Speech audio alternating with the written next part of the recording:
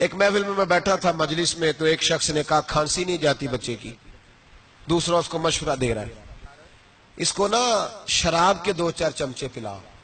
تو میں نے پلٹ کے اس کی طرف دیکھا، میں نے کہا کوئی عقل کر، کیا مشورہ کرنا مولانا، میرا تجربہ ہے۔ میں نے کہا تیرا تجربہ افضل ہے یا رسول اللہ کا فرمان زیادہ افضل ہے؟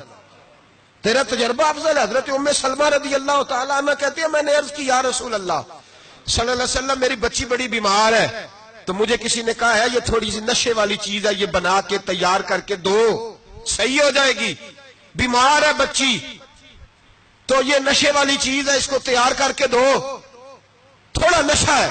اگرچہ بعض، میں نے شروع میں کہا، بعض لوگ مریض کو، سخت مریض کو ایسی ادویات جو مجبوری بن جائے اس کی گنجائش اور اجازت دیتے ہیں۔ محتاط علماء تو اس میں بھی بہت ساری چیزیں پہلے بیان کرتے ہیں، لیکن اس نے کہا جی نرا نشہ دینا ہے شفا کے لیے۔ حضرت ام سلمہ کہتی ہے میرے نبی پاک نے میری طرف دیکھا، میری طرف، تو میں نے کہا یا رسول اللہ آپ کیا فرمانا چاہ رہے ہیں؟ تو نبی پاک نے فرمایا ام سلمہ کبھی ناپاک چیز میں بھی شفا ہوئی ہے، کبھی ناپاک چیز میں بھی، کبھی شراب اور خمر میں بھی شفا ہو سکتی ہے۔ شفا رب کریم نے رکھی ہے پر شہد کے اندر رکھی ہوئی ہے، شفا اللہ نے رکھی ہے قرآن مجید میں رکھی ہوئی ہے، تو اس میں بھی کبھی یہ حضور نے بیان کیا ہے کہ اس کے اندر شفا ہو سکتی، تو امت کتنی دلیری کرتی ہے جو یہ مشورے دیتی ہے کہ اس کے اندر نشہ ہے، شراب ہے، تو کھانسی چلی جائے گی تو فلانی بیماری چلی جائے گی۔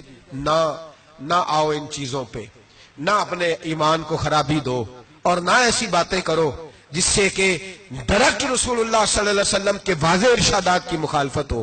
اب تو میں تجزیے میں پڑھ رہا تھا کہ ایسی شراب ایجاد ہو گئی ہے، لوگ شراب پیتے ہیں اور وہ مست بھی رہتے ہیں، کار بھی چلاتے رہتے ہیں، کہتے ہیں جی نہیں ہمارا ذہن معاف نہیں ہوا تو یہ والی صحیح ہے، نشہ نہیں لاتی۔